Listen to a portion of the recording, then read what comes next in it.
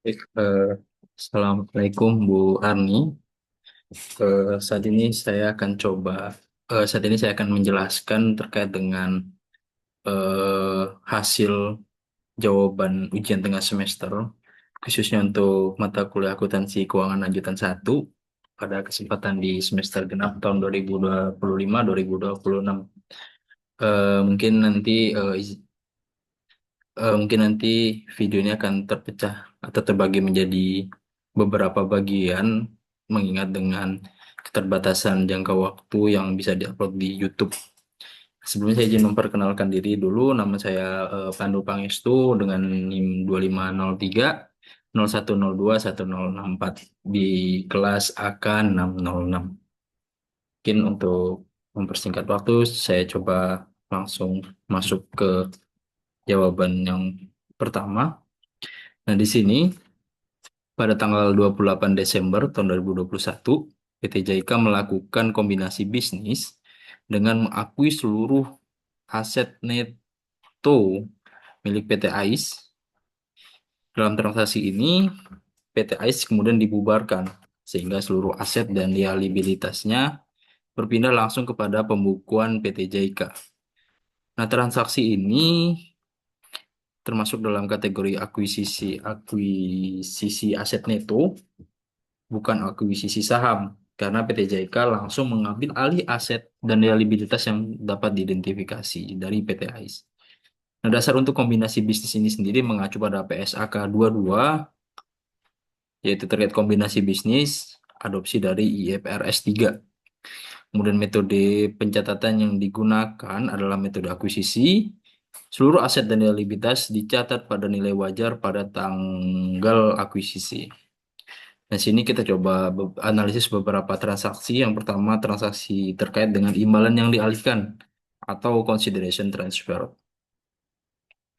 Di sini eh, kas perhitungannya dibayar tunai sebesar 600 juta, kemudian saham biasa itu ada berdasarkan informasi dari soal itu ada 50.000 lembar dikali dengan 20.000 per lembar itu senilai 1 miliar rupiah, sehingga total imbalan dari imbal yang dialihkan itu sebesar 1,6 miliar.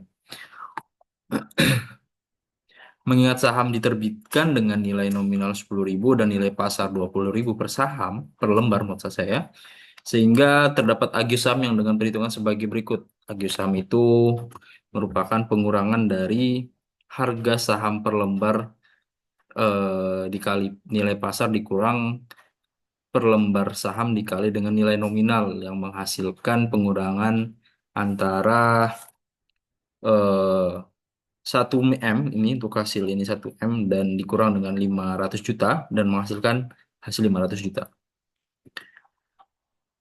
Kemudian kita beralih ke nilai wajar asetnya itu yang diperoleh. Nah, di sini selisih revaluasi sebesar 495 juta.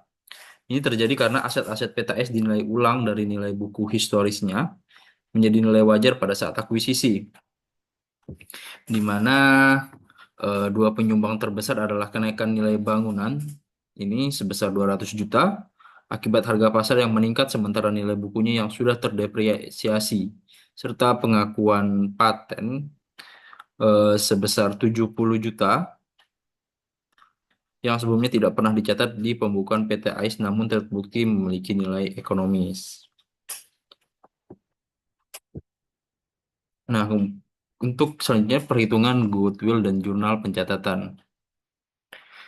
Nah, perhitungan goodwill ini merupakan hasil pengurangan dari total imbalan dialihkan dikurang nilai wajar aset neto yang menghasilkan goodwill sebesar 280 juta. Nah, goodwill sebesar 280 juta ini mencerminkan kelebihan harga atas nilai wajar aset neto yang diperoleh. Goodwill ini tidak diamortisasi namun wajib dilakukan uji penurunan. Wajib diuji penurunan nilai atau impairment test setiap tahun sesuai PSAK 48. Nah, untuk jurnalnya sendiri ada jurnal pencatatan kombinasi bisnis yang mana, maaf, yang mana untuk akun kas, piutang persediaan tanah, bangunan, peralatan, paten, dan goodwill itu debitnya sebesar 1,871 miliar 875 juta. Sedangkan untuk utang usaha, wesel bayar liabilitas lain, kas saham biasa lagi saham itu sama nilainya dengan, namun dia masuk kredit, dan jurnal kedua ada beban akuisisi. Baik, untuk jawaban soal pertanyaan pertama sudah selesai, akan saya lanjutkan jawaban soal kedua di video berikutnya.